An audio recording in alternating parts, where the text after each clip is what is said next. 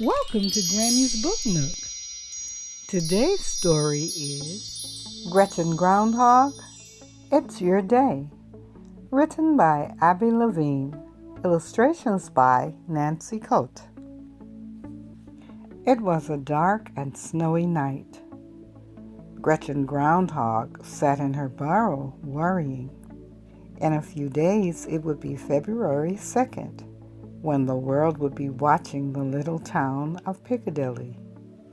On that day, for the first time, Gretchen would step from her burrow to stand before TV cameras, newspaper reporters, tourists, all the townsfolk, and a brass band. Everyone would be watching as Gretchen looked for her shadow. For as long as she could remember, it had been Great-Uncle Gus who searched for his shadow before the anxious crowd. If he saw it, there would be a roar of disappointment, for this meant winter would last 6 more dreary weeks. The band would play slow, sad music, and Gus would trudge back into his burrow. If there was no shadow, the band would play a lively tune, and everyone would hug and cheer. Spring was around the corner. But now, Great-Uncle Gus was too old. It was up to Gretchen, his only relative, to carry on. "I can't do it," Gretchen told her great-uncle. "I'm just too shy. I can't stand there with everyone looking at me." "You can do it," said Great-Uncle Gus. "The first time is always the hardest." But Gretchen knew she could not go out. "Gretchen's not going out," the news flashed through Piccadilly. "What will we do?" the townsfolk asked each other. On January 30th, there was a story about Gretchen on the front page of the Post. "Piccadilly puzzled," the headline said. The story continued. There has always been a Groundhog Day in Piccadilly, but this year it seems Gretchen Groundhog will not go out. How will we plan if we do not know when winter will end? The townfolk stopped Gretchen on the street. They peppered her with questions. "Should we buy more salt to put on icy roads?" asked the mayor. A father asked, "Should I chop more wood for my family?" "When can the bears stop hibernating?" asked a little boy. "Please," everyone begged, "please, dear Gretchen, go out on Groundhog Day.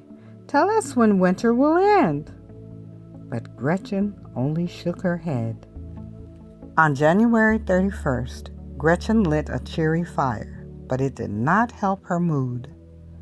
All day the doorbell chimed, the phone rang, email erupted, and urgent letters plopped through the mail slot. Gretchen felt terrible. It seemed like the longest day of her life. On February 1st, the town was in an uproar. Tourists filled the motels. In front of Gretchen's burrow, carpenters were building wooden stands for the crowd. The TV crews had arrived, and the band was practicing with squawky sounds. Groundhog Day was only hours away. "Piccadilly panicked," read the Post. "Soon the eyes of the world will be upon us. What will happen if Gretchen does not go out?" Knock, knock, knock. 3 townsfolk were waiting when Gretchen opened her door. "You must try, Gretchen," said the town historian. "There has always been a Groundhog Day in Piccadilly." "Do, Gretchen. I'll stand beside you," said the chief of police. "I'll make you famous," said the editor of the Post. but Gretchen only shook her head. All afternoon and evening, visitors came. Knock, knock, knock. Gretchen, are you there? Knock, knock, knock. Gretchen! That night, weary and sad, Gretchen fell asleep in her rocking chair, but she heard the townsfolk even in her dreams. Knock, knock, knock. Please, Gretchen, open the door. Gretchen awoke, but the knocking did not stop. She hurried to the door and looked out the peephole. There, on the moonlit snow, stood a little girl. It was Hester, the town historian's daughter. May I come in? Hester asked. Gretchen opened the door. She helped Hester take off her coat, soggy mittens, and wet boots and muffler. I won't stay long, Hester said. I wanted you to see these. I found them while I was helping my mother.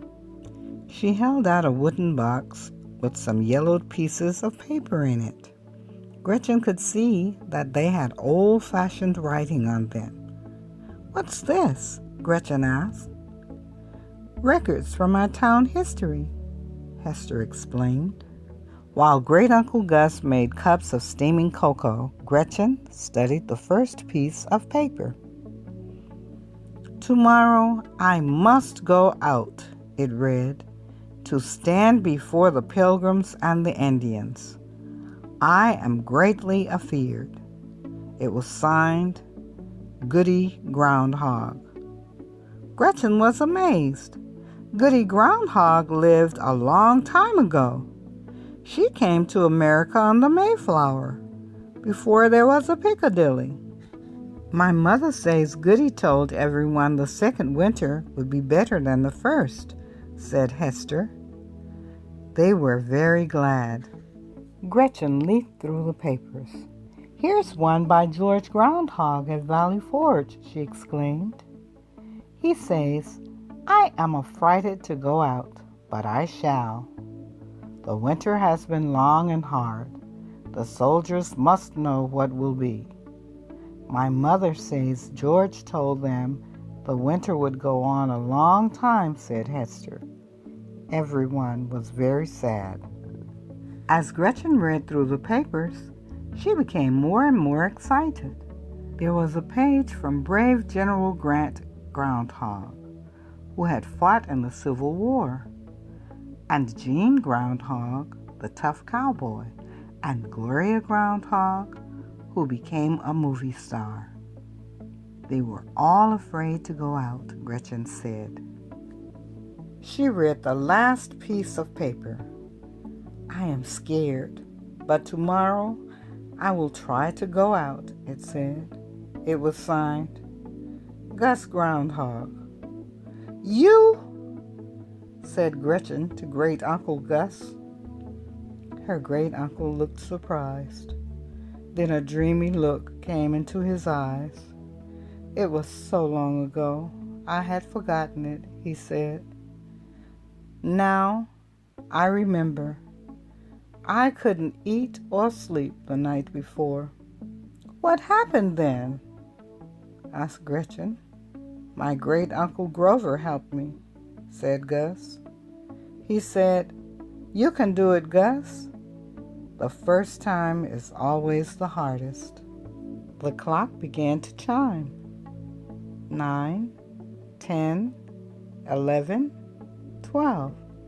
They counted together. Oh my gosh, I've got to go, Hester said. I've never stayed up so late. Thank you for everything, Hester, Gretchen said. She and Hester gave each other a big hug. Gretchen went to bed and lay quietly in the darkness.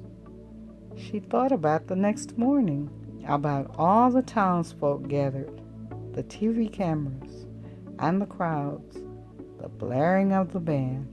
She turned on the light, wrote a few lines on a piece of paper, and put it in the history box. Then she closed her eyes and fell asleep. Gretchen's dreams were peaceful. She was awoken by the sound of voices and the squeaks of the band tuning up. She put on her coat and muffler, boots and mittens. She took a deep breath. "You can do it," she whispered to herself. Then Gretchen Groundhog flung open the door and stepped out into the February morning. Thank you for visiting Grammy's Book Nook. To get more information for this book, check the description box below. Be sure to thumbs up this video. Click the subscribe button for the latest videos on Grammy's Book Nook.